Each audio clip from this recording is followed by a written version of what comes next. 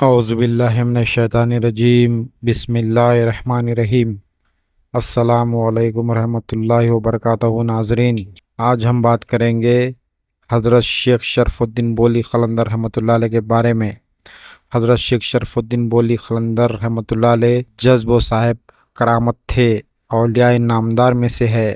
آپ رحمۃ اللہ علیہ حضرت امام اعظم ابو حنیفہ رحمۃ اللہ علیہ کی اولاد میں سے ہے۔ یہ بھی کہا جاتا ہے کہ آپ اور حضرت شیخ جمال الدین ہاسوی رحمۃ اللہ علیہ خالہ زاد بھائی تھے۔ آپ رحمۃ اللہ علیہ کے والد کا نام فخر الدین ہے، آپ کی والدہ ماجدہ کا نام بی بی فاطمہ ہے، اور بعض کا خیال ہے کہ بی بی حافظہ جمال ہے۔ آپ رحمۃ اللہ علیہ کی ولادت آپ پانی پت میں پیدا ہوئے۔ آپ کا نام شرف الدین ہے۔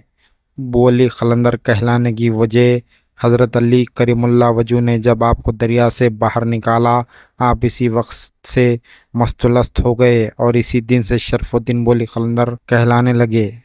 آپ رحمۃ اللہ علیہ نے تعلیم اکتساب علم میں بہت کوشش کی، حدیث، فقہ، تفسیر میں اعلیٰ قابلیت حاصل کی، فارسی زبان میں عبور تھا۔ آپ نے جلد ہی تحصیل علوم ظاہر سے فراغت پائی۔ آپ رحمۃ اللہ علیہ تعلیم سے فارغ ہو کر رشد و ہدایت میں مشغول ہوئے۔ مسجد قوت الاسلام میں واعظ کہتے تھے اور یہ سلسلہ 12 سال تک جاری رہا۔ ایک دن کا واقعہ ہے کہ آپ واعظ فرما رہے تھے کہ مسجد میں ایک درویش آیا اور بآواز بلند یہ کہہ کر چلا گیا کہ شرف الدین جس کام کے لیے پیدا ہوا ہے اس کو بھول گیا، کب تک اس قیل و قال میں رہے گا۔ آپ رحمۃ اللہ علیہ کو رہبر کامل کی تلاش ہوئی۔ بعض کا خیال ہے کہ آپ مرید و خلیفہ قطب الدین کاکی بختیار رحمۃ اللہ علیہ کے اور تعلیم یافتہ حضرت شیخ شہاب الدین رحمۃ اللہ علیہ کے تھے۔ بعض کا خیال ہے کہ آپ مرید و خلیفہ حضرت نجم الدین قلندر کے تھے۔ بعض کے نزدیک آپ مرید و خلیفہ حضرت شیخ شہاب الدین عاشق خدا کے تھے، جو مرید خلیفہ حضرت امام الدین ابدال رحمۃ اللہ علیہ کے تھے، اور وہ مرید خلیفہ حضرت خواجہ قطب الدین کاکی بختیار رحمۃ اللہ علیہ کے تھے۔ ایک روایت میں یہ بھی ہے کہ آپ مرید و خلیفہ حضرت نظام الدین اولیاء رحمۃ اللہ علیہ کے ہے۔ کہا جاتا ہے کہ حضرت نظام الدین اولیاء رحمۃ اللہ علیہ نے آپ کو عصر کے وقت جمنا کے کنارے بیت سے مشرف فرمایا۔ آپ نے اپنی کتابیں دریا میں ڈال دی، مجاہدہ اور ریاضت میں مشغول ہوئے۔ آپ ایک عرصے تک دریا میں کھڑے رہے، پنڈلیوں کا گوشت مچھلیاں کھا گئی۔ حضرت خضر علیہ السلام سے ملاقات ہوئی۔ اسی طرح 12 سال گزر گئے۔ ایک روز غیب سے آواز آئی، شرف الدین تیری عبادت قبول کی، مانگ کیا مانگتا ہے؟ دوبارہ پھر آواز آئی کہ اچھا پانی سے تو نکل۔ آپ نے عرض کیا خود نہیں نکلوں گا، تو اپنے ہاتھ سے نکال۔ آپ رحمۃ اللہ علیہ پانی پت کے صاحب ولایت تھے اور پانی پت میں رہتے تھے۔ حضرت شمس الدین ترک رحمۃ اللہ علیہ پانی پت تشریف لانے پر آپ پانی پت سے بھاگوتی چلے گئے، وہاں چند سال قیام فرمایا اور پھر باڑہ کھیڑا میں جا کر رہنے لگے۔ سلطان علاء الدین خلجی آپ کی روحانی تصرفات و کرامات کا شہرہ سن کر آپ کا دل و جان سے شہدا ہوا۔ اس نے آپ کی خدمت میں تحفے پیش کرنا چاہے۔ اس کے امراء آپ حضرت قلندر رحمۃ اللہ علیہ کی خدمت میں جانے سے گھبراتے تھے۔ ان پر آپ کا ایسا رواب تھا کہ آپ کے پاس جانے کی ہمت نہ پڑتی تھی۔ سلطان علاء الدین خلجی نے حضرت نظام الدین اولیاء رحمۃ اللہ علیہ سے اجازت لے کر حضرت امیر خسرو رحمۃ اللہ علیہ کو تحفے دے کر آپ کی خدمت میں روانہ کیا۔ حضرت امیر خسرو جب تحفے لے کر آپ کی خدمت میں پہنچے تو آپ نے ان سے دریافت فرمایا، خسرو گانے والا تجھی کو کہتے ہیں؟ تو حضرت امیر خسرو رحمۃ اللہ علیہ نے جواب دیا، جی ہاں، اس نعت چیز کو کہتے ہیں۔ آپ رحمۃ اللہ علیہ نے حضرت امیر خسرو رحمۃ اللہ علیہ سے پھر کلام کی فرمائش کی اور فرمایا اپنا کچھ کلام سناؤ۔ حضرت امیر خسرو نے اپنا کلام سنایا۔ آپ رحمۃ اللہ علیہ حضرت امیر خسرو رحمۃ اللہ علیہ کا کلام سن کر بہت خوش ہوئے اور حضرت امیر خسرو سے فرمایا کہ اے خسرو، خوب کہتے ہو، خوب کہو گے اور خوش ہو جاؤ گے۔ پھر حضرت بولی قلندر رحمۃ اللہ علیہ نے حضرت امیر خسرو رحمۃ اللہ علیہ سے کہا کہ تمہارا کلام تو سن لیا، اب ہماری بھی غزل سنو۔ حضرت امیر خسرو رحمۃ اللہ علیہ آپ کی غزل سن کر رونے لگے۔ آپ نے پوچھا خسرو روتا کیوں ہے؟ کچھ سمجھا بھی؟ حضرت امیر خسرو نے جواب دیا کہ اسی وجہ سے روتا ہوں کہ کچھ نہیں سمجھا۔ حضرت بولی قلندر رحمۃ اللہ علیہ یہ سن کر بہت خوش ہوئے اور امیر خسرو رحمۃ اللہ علیہ کو 3 روز خانقاہ میں مہمان رکھا اور سلطان علاء الدین خلجی کے بھیجے ہوئے تحفے یہ کہہ کر کیا اگر مولانا نظام الدین اولیاء رحمۃ اللہ علیہ کا واسطہ درمیان میں نہ ہوتا تو قبول نہ کرتا۔ پھر حضرت امیر خسرو جب رخصت ہوئے تو آپ رحمۃ اللہ علیہ نے 2 خط ان کو دیے اور تاکید فرمائی کہ ایک خط حضرت نظام الدین اولیاء رحمۃ اللہ علیہ کو دینا اور دوسرا خط علاؤالدین خلجی کو دینا۔ حضرت بو علی قلندر رحمۃ اللہ علیہ کی وفات 9 رمضان 724 ہجری کو باڑہ کھیڑا میں وصل باغ ہوئے۔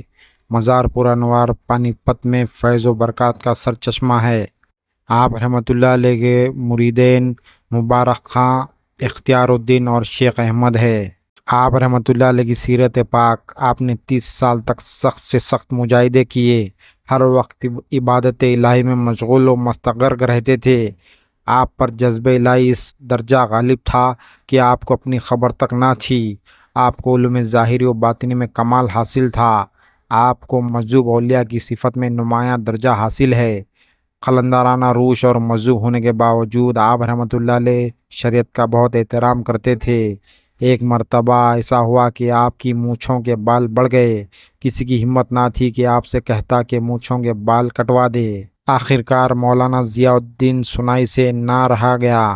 مولانا ضیاء الدین سنائی جو شریعت کے حامی تھے، اس کو خلاف شریعت سمجھ کر آپ کی داڑھی پکڑی اور خینچی ہاتھ میں لے کر آپ کی مونچھوں کے بال کاٹے۔ آپ رحمۃ اللہ علیہ نے کوئی اعتراض نہ کیا۔ اس واقعے کے بعد آپ اپنی داڑھی کو چوما کرتے تھے اور فرماتے تھے، یہ شریعت محمدی کے راستے میں پکڑی جا چکی ہے۔ آپ رحمۃ اللہ علیہ نے کئی کتابیں بھی لکھی ہے۔ آپ کی ایک کتاب حکم نامہ شرف الدین کے نام سے مشہور ہے۔ آپ شاعر بھی تھے۔ آپ رحمۃ اللہ علیہ نے فرمایا، خداوند تعالیٰ نے بہشت اور دوزخ بنائے اور فرمایا کہ ہر دو کو پر کیا جائے گا۔ معشوق کو اس کے عاشقوں کے ہمراہ بہشت میں جگہ دوں گا اور شیطان کو اس کے پیروں کے ساتھ دوزخ میں ڈالوں گا۔ بہشت اور دوزخ میں عاشق کے سوا اور کوئی نہیں ہے۔ دونوں عاشق کے حسن سے پیدا ہوئے ہیں اور دونوں میں کسی دوسرے کو جگہ نہیں دی جائے گی۔ بہشت دوستوں کے ساتھ وصال کا مقام ہے اور دوزخ دشمنوں کے لیے فراق کی جگہ۔ آپ رحمۃ اللہ علیہ فرماتے ہیں، اپنی طاقت میں رہے اور اپنے آپ کو پہچان۔ جب تو اپنے نفس کو پہچان لے گا تو عشق کو جان لے گا۔ جب عشق کو اپنے حسن پر معائنہ کرے گا تو زبان کو گونگا پائے گا۔ عاشق ہو کر معشوق کو اپنے آغوش میں دیکھے گا اور حسن کا معائنہ اپنے دل کے آئینے میں کرے گا۔ حضرت بو علی قلندر رحمۃ اللہ علیہ فرماتے ہیں، ناگہاں خیال نفس کا یار ہو جاتا ہے اور حال خیال کے ساتھ ایک ہو کر دنیا کی روزی کی خواہش پیدا ہوتا ہے۔